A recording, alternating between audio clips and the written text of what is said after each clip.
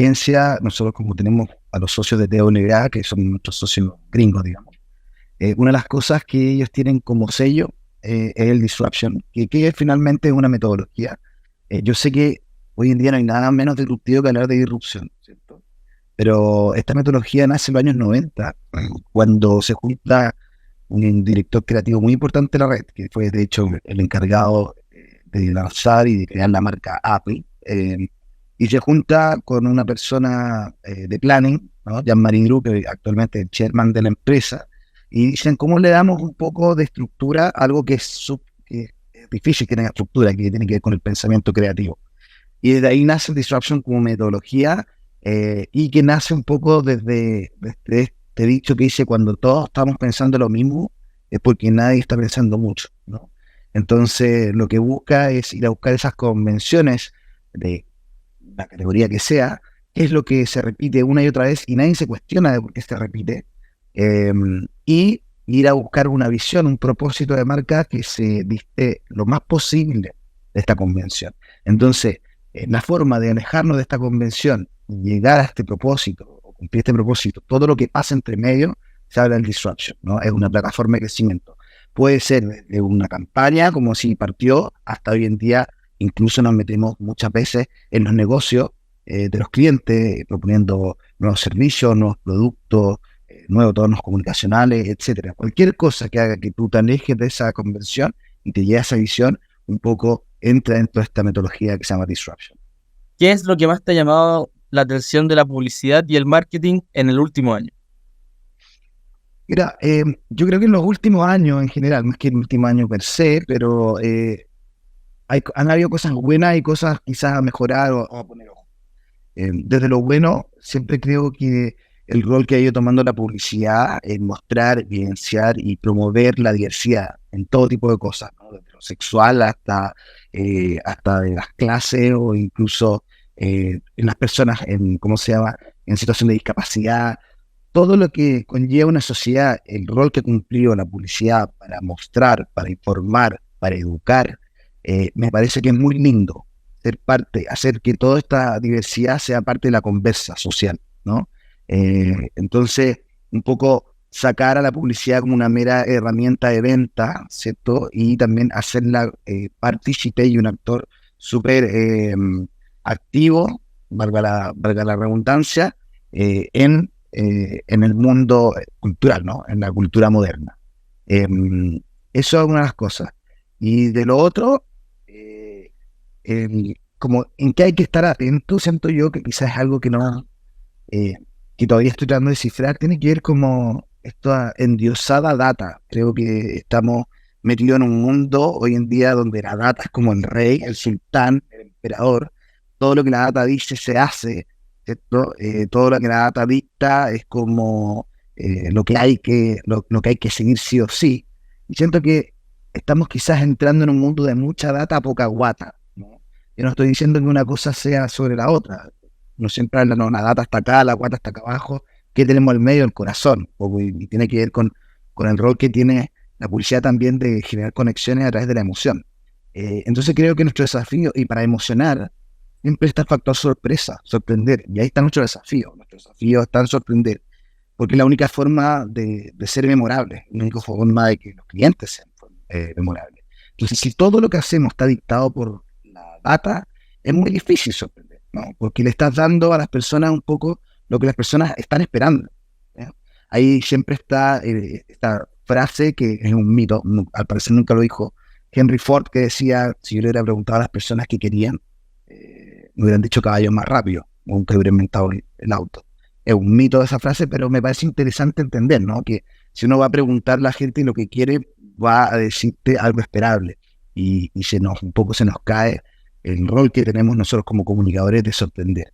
Porque la sorpresa sí es una manera, un puente, un vehículo para generar conexión con las personas, que es lo que hoy en día busca la publicidad, ¿cierto? Entonces, finalmente, para mí la data es una herramienta importante, sí, súper importante, pero no un dogma. Y cuando se convierte en un dogma, creo que ahí entra en un problema porque un poco perdemos la esencia como industria. O sea, al final, lo que tú mencionas es no va a ser siempre lo mismo y quizás como arriesgarse un poco, ¿no? claro, o sea, entender que la gente puede estar esperando algo, y si tú siempre le das lo mismo que está esperando, eres muy empatable, eres muy comparable, porque la persona al lado puede manejar la misma data, entonces le puedes ofrecer lo mismo, y pierde esa capacidad de sorpresa, ¿no? Y es ahí donde finalmente, ¿qué pasa? Hoy en día, la competencia de nuestros clientes no necesariamente la marca de la competencia, ¿no? Tiene que ver con nuestra competencia, la competencia de nuestros clientes, cualquier cosa que ocupe espacio en la cabeza de un consumidor. Y ahí estamos hablando desde series, hasta películas, hasta conciertos, música, todo lo que pasa en la cultura moderna, ¿no? Entonces tenéis que dar un pancazo fuerte, tenéis que realmente llamar la atención. Vivimos en esta teoría un poco del papel mural, en donde nos están dando tantos mensajes que ya se vuelve un papel mural que no te fijáis. Entonces, si no eres disruptivo, si no generas sorpresa, difícil te vaya a hacer notar. Y es por eso que entiendo, o sea, mi visión personal es que la data es importante para guiarnos, es una brújula, pero no es un dogma. ¿Cuál es para ti la tendencia para los próximos 3 años? Y yo creo que un poco todos podríamos responder un poquito lo mismo. Sin duda la inteligencia artificial es el tema del momento, no solo en la publicidad, a nivel de toda la sociedad, ¿cierto? A nivel mundial. Pero la publicidad no se queda ajena a ella, ¿no? Ahora, para mí principalmente yo no creo que la inteligencia artificial sea una amenaza, para nada, sino que tiene que ser una herramienta para potenciar la creatividad, ¿no? Eh, Crear mejores ideas.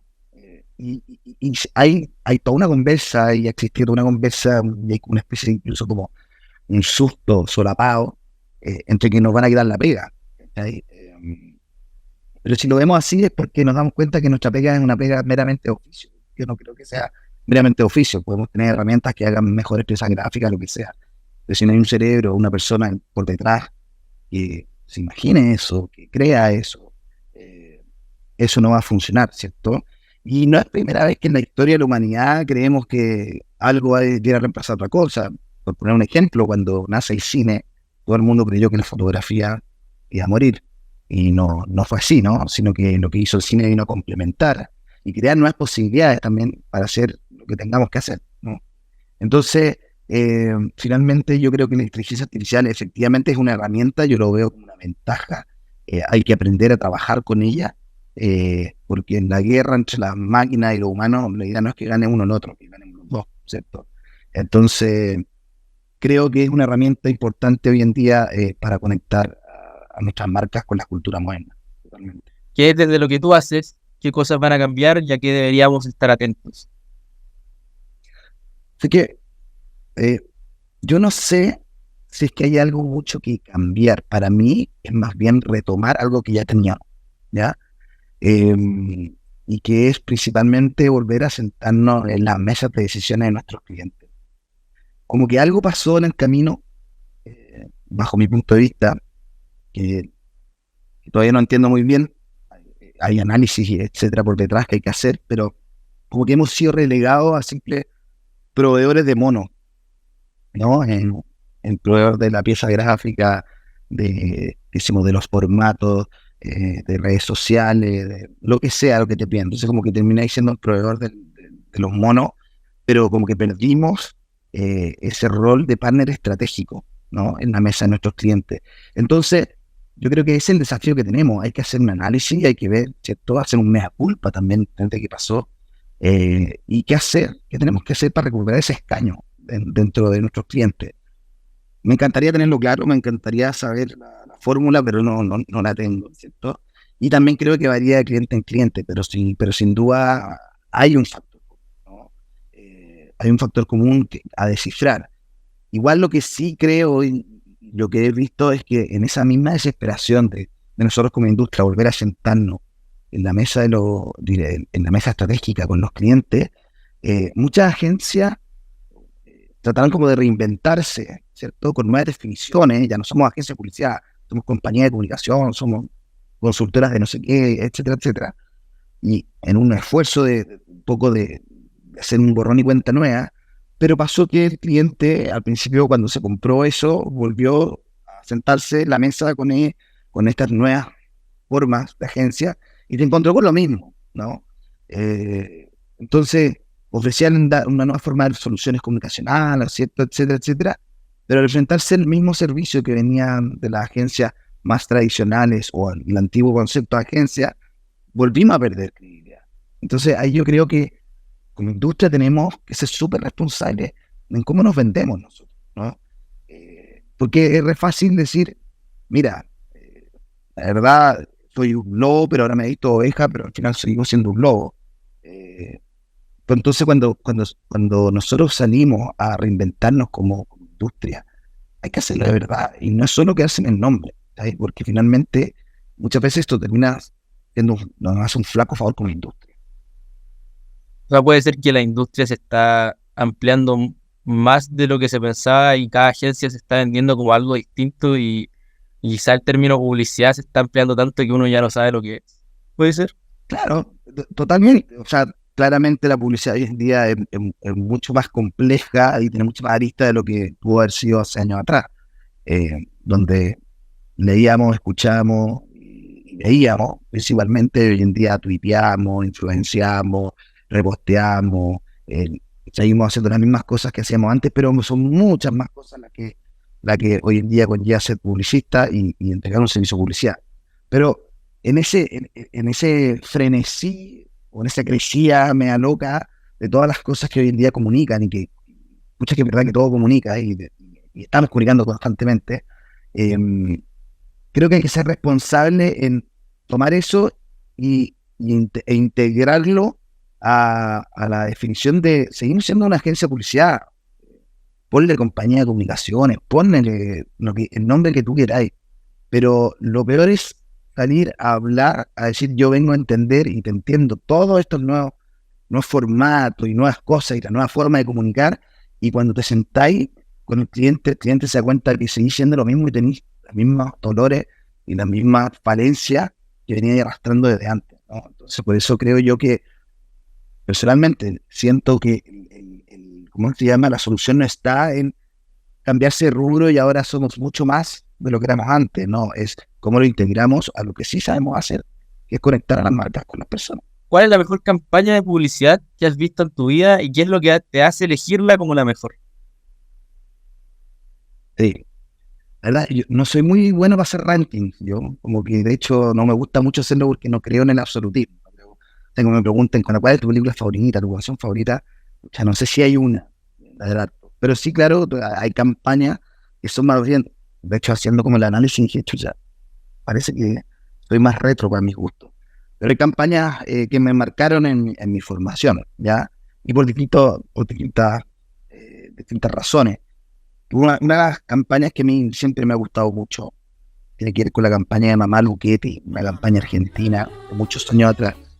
¿Y por qué me gusta tanto? Porque siento que es una de las, o que yo me di cuenta, una de las primeras campañas que me ayudó a entender lo que es realmente un insight, ¿no?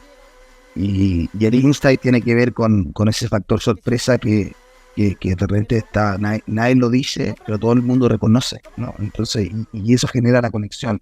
Y entonces, no, finalmente ese insight tenía que ver con esto de que las mamás no son perfectas, y las mamás sí colapsan, y las mamás, ¿cómo se llama? Es una persona común y corriente, ¿sí? Y también desesperan los cabros chicos muchas veces.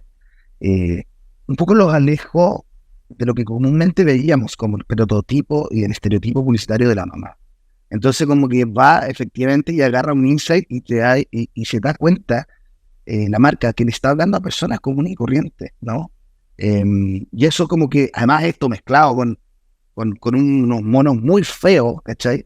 Muy cotidiano, muy mundano, me gustó y me marcó mucho esa campaña, principalmente porque creo que es una de las primeras donde yo veo que está muy bien aplicado un insight y está muy bien entendido el concepto de que para generar conexión tenéis que generar complicidad, ¿no? Y para generar complicidad tenéis que generar que la gente se reconozca al otro lado. Así que esa es una de las buenas campañas. Otra campaña que me gusta mucho y que yo sé que es bien apestoso hablar de Apple y ocupar Apple como ejemplo, porque es como los Golden Boy en los Apple, ¿no? Pero Think Different, que fue una de las campañas también antiguas, me gusta mucho porque siento que como que lo logra definir muy bien a quién le habla la marca, ¿no? Como definir súper bien su territorio. Pero es una campaña con un discurso, una retórica que logra explicar, ¿cierto?, claramente el propósito de la marca. En un minuto donde hablar de propósito no era la vedette, ¿no? Hoy en día todo el mundo quiere hablar de propósito, las marcas con propósito, y ese no era tema en ese. Pero ellos sí fueron rupturistas y dijeron, bueno, nosotros vamos a sacar una campaña, vamos a salir a hablar de lo que creemos como marca, lo que creemos como empresa, ¿no? Y lo más lindo creo que esta campaña es que si lo hiciéramos hoy en día de nuevo, si siguiera hoy en día o no, Steve Jobs debiese ser un personaje más que aparece en este video donde aparece la gente inspiradora, ¿no? Porque claramente él se convirtió en lo que él decía y promovía ser, ¿no? Como empresa. Y por último, hay una campañita más quizá más reciente, pero tampoco es tan reciente, y una que hizo el Metro de Australia, que se llama Dance Way to Die, ¿no? Pero a mí es un campañón, pues, desde el uso de la ironía a la música. Creo, si mal no me equivoco, creo que fue una de las primeras campañas en donde yo la vi realmente líquida, es decir, el contenido no solo vivía en un formato, sino que en verdad se traspasaba, ¿no? Y hacía que el contenido fuera súper líquido, e incluso lo llevó hasta un juego, una app, celular, del iPad, y no recuerdo en esa época que haya sido muy común eso, así que a mí también Dance Way to Die es una campaña que yo creo que me marcó. ¿Cuál es tu opinión respecto a la publicidad en Chile y qué crees que se debería hacer para mejorar? Sí, bueno, creo que algo de esto ya lo hablé antes, como cuál era nuestro desafío, ¿no? Como industria. Pero claro, está en esto de revalorizar lo que hacemos, de todas maneras, salir de esta fábrica de salchicha y ser nuevamente una voz válida frente al cliente. Creo que tenemos que entender mejor que nunca que estamos en el mundo de los negocios, no del arte. Claro, tiene mucho de arte nuestro, sí, pero finalmente nuestro fin está en el negocio de nuestros clientes y tenemos que entenderlo así, ¿no? Lo lindo, ¿cierto? Y el desafío también está en que nuestro producto principal son las ideas, ¿no? Podemos cambiar muchas cosas, los medios pueden evolucionar para todas partes, pueden cambiar la forma de hacer publicidad, las necesidades de las personas también pueden cambiar, las necesidades de los clientes, etcétera. Pero entendemos, lo que nadie puede negar es que una buena idea siempre hace la mejor solución para sobrevivir en esta vorágine, ¿cierto? Y nada, por último, un poco volver a recalcar que nosotros somos, y nadie más que nosotros, somos los responsables de que esto que salimos a vender como agencia o estos nuevos modelos, etcétera, sean verdad, sean un valor agregado realmente para el cliente y no una vendida de humo, porque si no, claramente vamos a afectarnos a nosotros como industria, ¿no? Entonces, porque muchas veces cuando son solo capas superficiales de lo que hemos sido siempre, no ayuda mucho. ¿Crees que la pandemia generó un cambio importante en la publicidad y en la manera de impartirla? Mira, así como un cambio duro, o sea, creo que más afectado en la forma de trabajo, no solo la publicidad, de todas partes. Yo creo que una buena cosa que nos trajo la pandemia tiene que ver con flexibilizarse, con entender una nueva forma de trabajar, etcétera. Pero eso tiene que ver más con la operación. Ahora, la publicidad en sí, no sé qué tanto cambió comparándolo cuando hemos tenido otro tipo de eventos culturales históricos.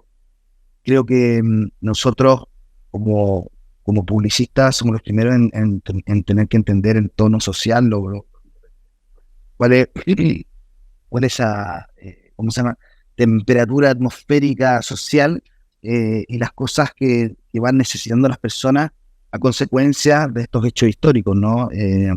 Y tenemos que adaptarnos a ello. Claro, la pandemia sí va a marcar una generación, quizás lo vamos a ver mucho más adelante, incluso la generación de niños más chicos, vamos a ver un cambio más fuerte en ello, más que los cambios que vimos al tiro, ¿cierto?, después de la pandemia, que son cosas que quizás o se vayan viendo en el tiempo, etcétera, pero sí lo vamos a ver una generación que viene chica. Y nuestro rol ahí siempre va a tener que ser entenderlo, lograr descifrar y poder llevarle ese tono, esa temperatura social a los clientes para poder generar de mejor manera esa conexión, ¿cierto? Y poder de mejor manera insertar a las marcas en el pulso cultural y no al revés, ¿no? Porque eso ya todo el mundo sabe hace muchos años ya que la industria sabe que nosotros no es que se tienen que adaptar a nosotros, sino que nosotros nos tenemos que adaptar al pulso cultural de las sociedades. O sea, al final este cambio, según lo que mencionaste, se podría observar más a largo plazo, ¿no? Yo creo que sí, pero insisto, va a ser un cambio que no va a distar mucho de otros cambios que hemos tenido. Claro, van a ser otras cosas las que van a surgir. Pero como somos una industria que está súper metida en la parte más sociológica también de las personas, estamos acostumbrados a leer y a entender esos cambios. Entonces, no veo por qué va a ser muy distinto a lo que veníamos haciendo antes o lo que veníamos haciendo ya hace unos buenos años, cuando entendimos que en el centro tiene que estar el consumidor claramente y no la marca. Entonces, como que no estoy asustado en ese sentido, porque es parte de la pega, ¿no? Entenderlo.